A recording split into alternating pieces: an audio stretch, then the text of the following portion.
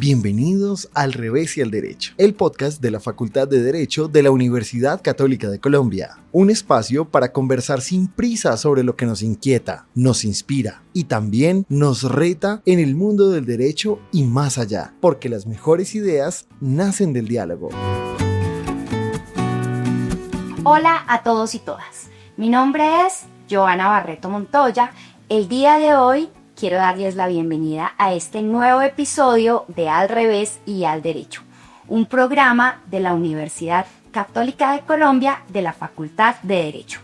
El día de hoy tengo el gusto de presentarles a la doctora Claudia Trujillo de Misas. Ella es abogada, especialista en Derecho Privado, maestra en Derecho Privado de la Universidad de España del Instituto Campos de Estelle y maestra en Derechos Humanos y Derecho Internacional Humanitario. Doctora Claudia, ¿cómo está? Muy bien, doctora Joana, gracias. Gracias por la invitación. Bueno, el día de hoy vamos a hablar sobre un tema que yo sé que a muchas y muchos de ustedes les interesa, la maternidad subrogada. Entonces vamos a empezar con una pregunta. Doctora Claudia, ¿en qué consiste la maternidad subrogada y cuál es esa importancia para la ciencia del derecho? Ok, claro que sí. Bueno, la maternidad subrogada es ante todo una técnica de reproducción humana asistida extracorpórea y consiste en la utilización del útero de una mujer que por encargo de unos comitentes decide voluntariamente portar en su vientre un hijo cuya filiación no se va a generar con la madre gestante, sino que una vez nacido se genera la filiación con los padres comitentes y pues existen, digamos que, varias modalidades al respecto. Esa simple definición no explica la problemática de la maternidad subrogada. ¿Por qué? Porque tenemos que situarnos en los varios contextos en que la misma se puede dar.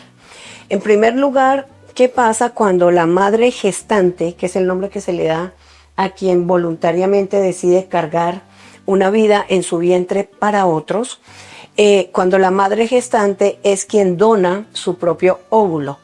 En ese caso, la madre gestante es también la madre biológica y, como tal, la maternidad subrogada se estaría utilizando para falsear procesos de adopción, que son los que deberían darse porque hay una identidad entre la madre biológica y la madre de gestación. Pero la otra situación, digamos que es el contexto en donde debe darse la maternidad subrogada, o donde se da la maternidad subrogada, que es cuando el óvulo es donado por terceras personas distintas a la madre gestante, que puede ser inclusive por parte de la madre comitente del procedimiento. Entonces hay que tener claro que ese ámbito, ese es el escenario en donde se daría la maternidad subrogada, porque si la madre gestante es la misma madre biológica y genética del niño, estamos hablando de que se estaría utilizando la maternidad subrogada para falsear adopciones transfronterizas ilegales, ¿no? ¿Cuál es la importancia, me preguntas tú, de la maternidad subrogada? La maternidad subrogada, llamada también gestación por sustitución, que es un nombre que gusta más, y gusta más porque maternidad implica un concepto mucho más amplio, no simplemente gestar una vida en su interior. La maternidad implica un cuidado, un apoyo, una entrega hacia esa criatura que está creciendo dentro de tu vientre. Entonces digamos que se prefiere el término gestación por sustitución. ¿Por qué es importante? Es importante porque sin duda alguna es uno de los temas más polémicos que se presentan hoy en día y cuyo debate se hace desde varias esferas.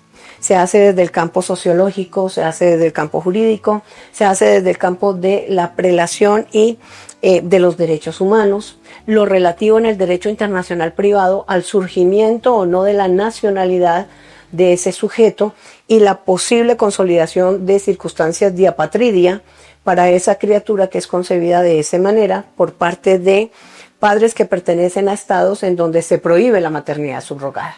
Entonces, es un tema de muchísima actualidad y que necesariamente la ciencia del derecho es la que está llamada a regularlo como cómo debe darse dentro de un país y en qué circunstancias, si se va a permitir o no. Y bueno, y en ese sentido, entonces, digamos que, ¿cuál es ese panorama internacional que tenemos frente al tema y frente a Colombia? ¿Cuál es el tratamiento que se viene desarrollando? Ok, el estatus normativo de la maternidad subrogada en el mundo presenta básicamente 4 escenarios. 1, países que la prohíben. 2, países que la permiten, pero únicamente bajo altruistamente, es decir, sin ningún tipo de remuneración económica. Países que la permiten abiertamente, sin ningún tipo de limitación. Y países que no han regulado expresamente lo relativo a la maternidad subrogada. Entonces, ¿en cuál? En el cuarto. Colombia es de los estados, como la gran mayoría de estados del mundo, que no ha hecho una regulación expresa y clara acerca del tema. Pero dentro de ese contexto es importante mirar porque vamos a mirar cómo son los derechos humanos. Por un lado, el de la dignidad humana, que es el en el que se amparan los países que prohíben por completo la maternidad subrogada, y los derechos sexuales y reproductivos, que es en lo que se amparan los países que la permiten, bien sea sin limitación o bien sea solo bajo la modalidad altruista. Entonces, si tú examinas, miremos los países que prohíben la maternidad subrogada. En primer lugar, encontramos a Alemania. Alemania considera que la maternidad subrogada es una técnica abusiva de reproducción porque atenta contra el artículo 1 de la Constitución alemana.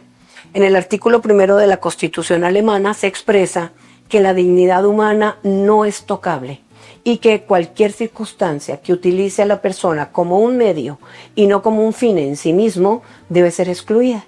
Razón por la cual en Alemania se penaliza la maternidad subrogada hasta con 3 años de prisión y con unas multas bastante elevadas para quienes realizan la conducta.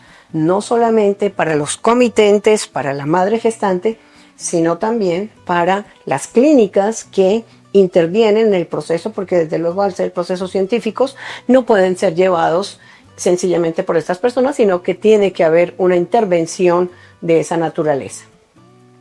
Por otro lado está Francia.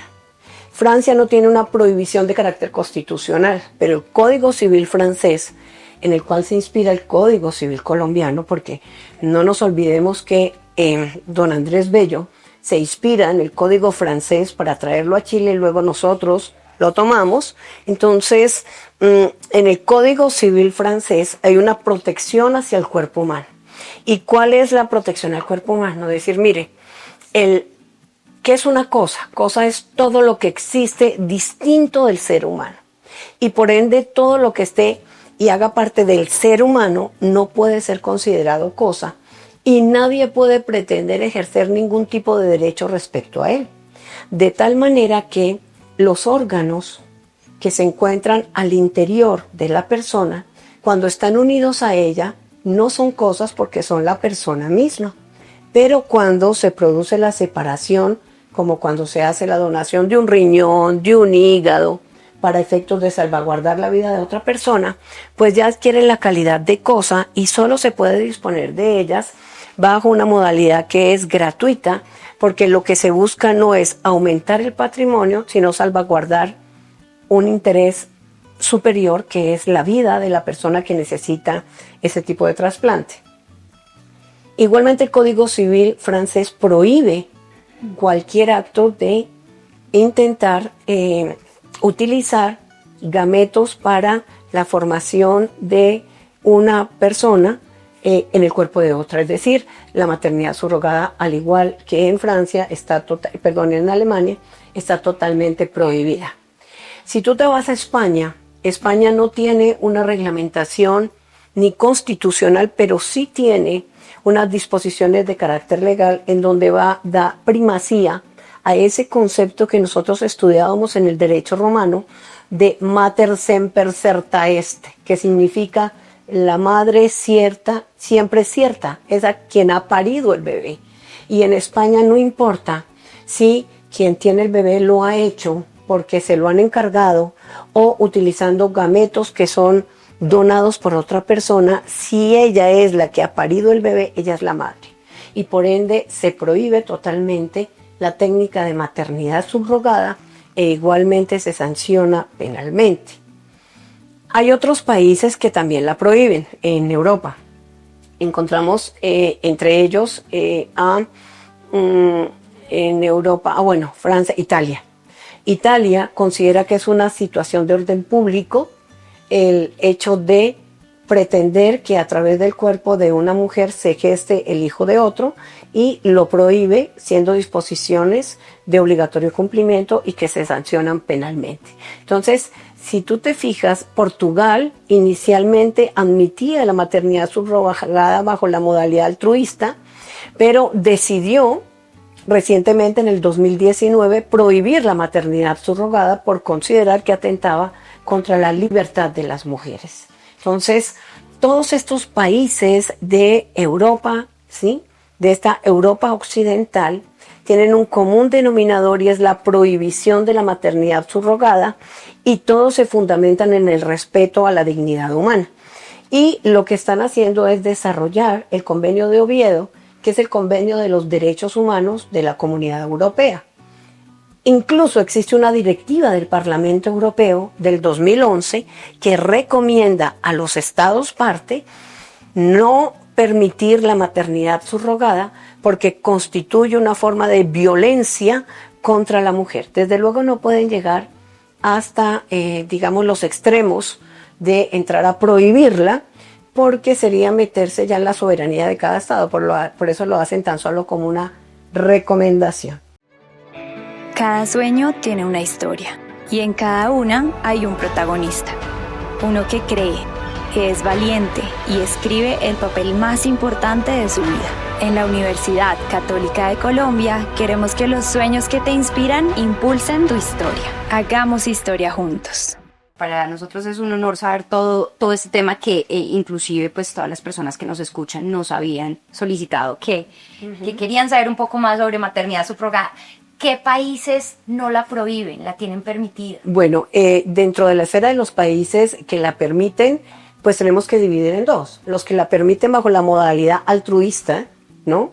Y dentro de esos están, en primer lugar, el Reino Unido y Canadá y Brasil, con unas características bien especiales, porque en el Reino Unido la madre gestante es la madre y registran a la criatura a nombre de la madre que lo acaba de parir, solo que a ella le dan 6 semanas para retractarse de entregar su hijo a los comitentes, y si no lo hace, entonces los comitentes pueden acudir a los tribunales ingleses a que efectivamente sea un juez el que haga el traspaso de la filiación en favor de ellos, pero respetan ese tiempo de una vez nacido el niño, que la madre decida, si decide, la madre gestante decida si quiere quedarse o no con el menor.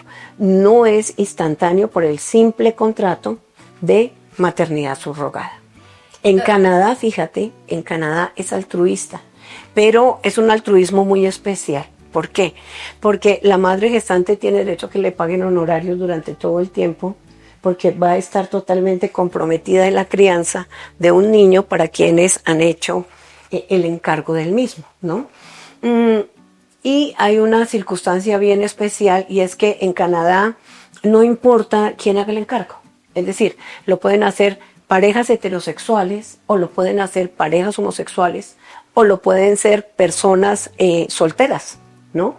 Y eso es bastante preocupante, porque la tendencia en el mundo es que si son solteros, sea madres solteras, ¿sí? Y parejas, pero bien sea casadas o con unión como compañeros permanentes. En Canadá no, en Canadá es absolutamente abierto. Y es más, es muy curioso, hay incluso un club de maternidad subrogada, al cual las mujeres que tienen hijos por gestación sustituida, hacen parte y se reúnen para decir yo llevo 3, yo llevo 4, o sea, se convirtió como en una cuestión de estatus y de chicanería el ser una madre sustituta. Entonces dice uno, bueno, hay gente en el mundo que tiene unas maneras muy diferentes. Los países que la permiten abiertamente, incluso económicamente pagando, encontramos Rusia, En Rusia la maternidad subrogada es libre, puede ser bajo la modalidad comercial o bajo la modalidad altruista, pero la limitan a parejas heterosexuales. No permiten la maternidad subrogada cuando los comitentes son parejas homosexuales. Y lo hacen, es decir, es uno de los, digamos que de los países en donde el turismo reproductivo es muy apetecido. Encontramos Ucrania. Ucrania también es libre, tanto bajo la modalidad comercial como la modalidad altruista, con un problema gravísimo. Ucrania es de los países más pobres en Europa. Y entonces las mujeres de más escasos recursos son las que acuden a prestar su cuerpo para portar el hijo encargado por otros, y eso ha dado origen que en Ucrania existan la mayor cantidad de niños en orfanatos por problemas entre los comitentes y la madre gestante, porque los comitentes pueden no estar a gusto con el producto y por ende no recogen al niño una vez dado, y la madre gestante dice, no, es que yo nunca creé ningún tipo de vínculo con él ni ningún tipo de filiación, así que el Estado, ¿qué hace? Entrega a esos niños a orfanatos. Eso fue gravísimo en la época de la pandemia. En la época de la pandemia, todos los padres comitentes que tenían, digamos, contratos celebrados con madres ucranianas, pues los niños nacen en plena pandemia. La madre dice, el problema no es mío, yo los entrego tan pronto lo he parido, este niño no es mío, los entregan, los padres comitentes no podrían entrar a recogerlos, y entonces los niñitos tuvieron que ser colocados, ¿sí?, en pabellones de hospitales y siendo atendidos por enfermeras, y pues en plena pandemia, ¿no? La India también lo tiene de manera libre, aunque la India solo se admite para personas casadas, heterosexuales, y hoy en día siempre uno de ellos tenga la nacionalidad de la India. Problema también, en la India también los índices de pobreza son bastante altos. Bastante altos. Hay más de 200.000 clínicas privadas de procedimientos de maternidad subrogada. Y Estados Unidos, pero no todos los estados. California es el paraíso de la maternidad subrogada, porque allá sí no importa. Allá puede ser parejas heterosexuales, parejas homosexuales, hombres solos, mujeres solas, bajo la modalidad altruista o bajo la modalidad económica, no importa, siempre es posible el sistema de maternidad subrogada. Doctora Claudia, este tema es muy extenso y real. Muy extenso y es muy emocionante, sí. Y hay mucho todavía que hilar.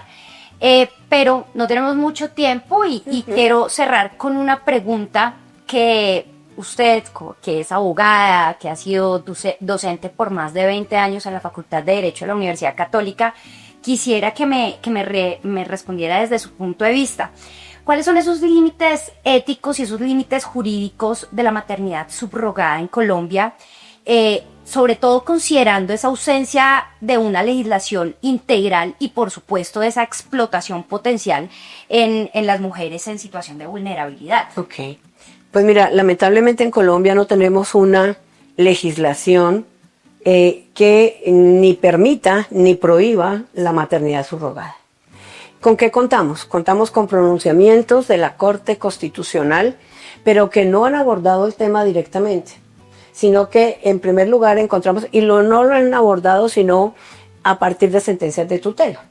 Por ejemplo, está la primera que abordó el tema de maternidad subrogada, que es la sentencia T968 del año 2009, en donde a raíz del estudio de un caso tuvo que entrar a establecer qué era la maternidad subrogada y hacer la recomendación de que el Congreso de la República legislara al respecto sin que entrara a haber ningún tipo de legislación en ese sentido. En Colombia han habido más de 12 proyectos de ley que han tratado de regular lo relativo a la maternidad subrogada, algunos para permitirla, otros para prohibirla, y resulta que ni uno ni otro han pasado dentro de nuestro órgano legislativo. ¿Y cuál es la problemática? Pues que lo que no está prohibido, sabes tú, está permitido. Y como tal, las mujeres más vulnerables, las mujeres más pobres, más jóvenes, las mujeres más expuestas son víctima de ese tipo de procedimientos, no tanto por nacionales colombianos, sino por extranjeros. Porque si tú comparas, por ejemplo, los costos de todo el proceso de fertilización de la madre gestante para poder recibir un embrión que se implante en su útero y que logre arraigarse para quedar embarazada, e igualmente lo que hay que pagar en un estado como el de California, pues son miles y miles de dólares en comparación de lo que estas niñas colombianas nuestras reciben, y sin ningún tipo de amparo legal, sin un contrato que esté regulando debidamente las circunstancias de ese tipo de procedimientos, dejándolas totalmente desamparadas. Por ejemplo, ¿qué pasa si hay un niño que presenta malformaciones? Y entonces resulta que los padres comitentes ya no lo van a querer, ¿no? Sí. Porque de hecho hacen un proceso de selección de la madre como si se tratara de una incubadora humana, ¿no? En donde, y mira lo curioso, se hacen exámenes de naturaleza psicológica y física para la madre gestante, pero no para los comitentes, ¿no? Situación muy distinta a la adopción, porque todo el mundo dice, bueno, pero es que, a ver, pero es que la adopción también la mamá abandonó al muchachito y pues tampoco le importó. Sí, pero es que la adopción, digamos que es un mecanismo de protección del menor frente a una realidad que ya está existente, que ya está dada. Y si hay algo que en lo que son meticulosos es en el estudio de las condiciones de los futuros padres adoptantes. Aquí no. Aquí lo que importa es que tú tengas la capacidad económica y plasmes un acuerdo para entrar a... ¿Cuáles son los límites en mi sentir? La dignidad humana.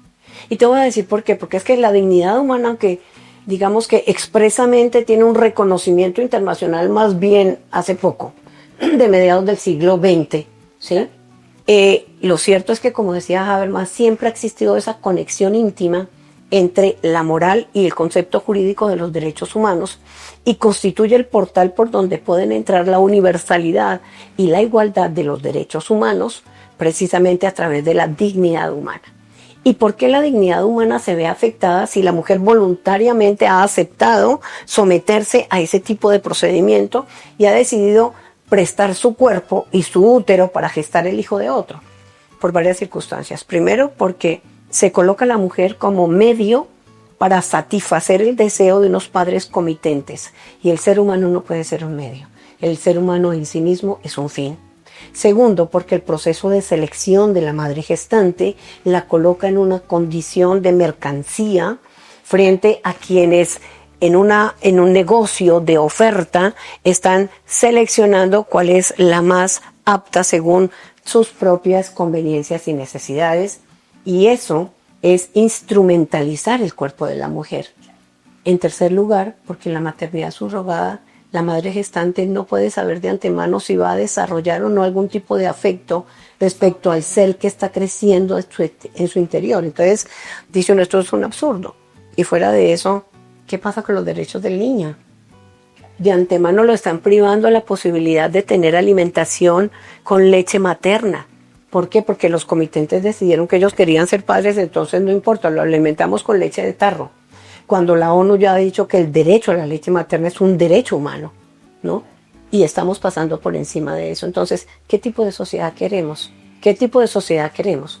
Y pensemos entonces en qué tipo de legislación vamos a optar dentro del territorio nacional. Lo que sí me parece importante, doctora Joana, es que no podemos seguir dejando el tema a la deriva. Doctora Claudia, es más que claro que falta legislación, falta regularlo, es importantísimo empezar desde ya.